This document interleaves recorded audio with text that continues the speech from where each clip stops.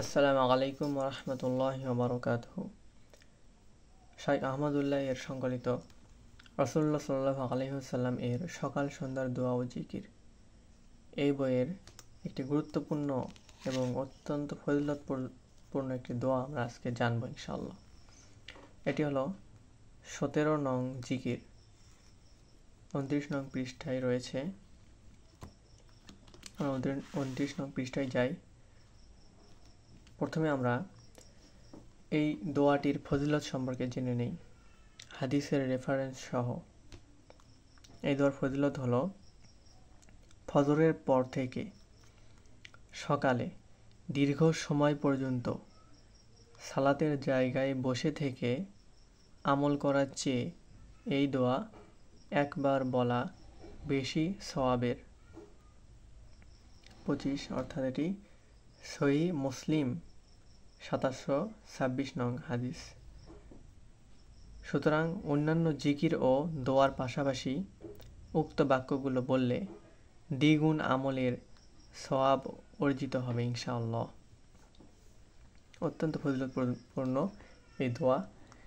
এবার আমরা দোয়াটার সম্পর্কে জানি। দোয়াটি হলো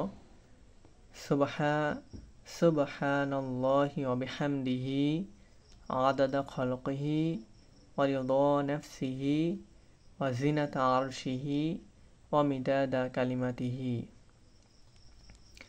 এখানে 1 2 3 4 5 5টি জিকির রয়েছে। এখানে প্রথমে রয়েছে সুবহানাল্লাহি ওয়া বিহামদিহি, অর্থাৎ এর অর্থ হলো আমি আল্লাহর প্রশংসা সহ পবিত্রতা ও মহিমা ঘোষণা করছি। এরপরে রয়েছে আদাদা খালকিহি, তার সৃষ্টির সংখ্যার সমান। খলক মানে সৃষ্টি, তার সৃষ্টির সংখ্যার সমান। ওয়ারিদা নাফসিহি, তার নিজের সন্তোষের সমান। ওয়াজিনাতা আরশিহি, তার আরশের ওজনের সমান। ওয়া মিদাদা কালিমাতিহি, তার বাণীসমূহ লেখার কালি সমপরিমাণ। সুবহানাল্লাহ।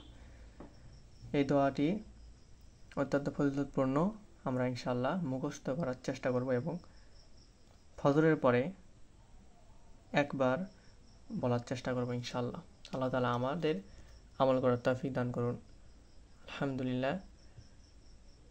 সুবহানাকাল্লাহুম্মা ওয়া বিহামদিকা আশহাদু আল্লা ইলাহা ইল্লা আনতা আস্তাগফিরুকা ওয়া আতুবু ইলাইক।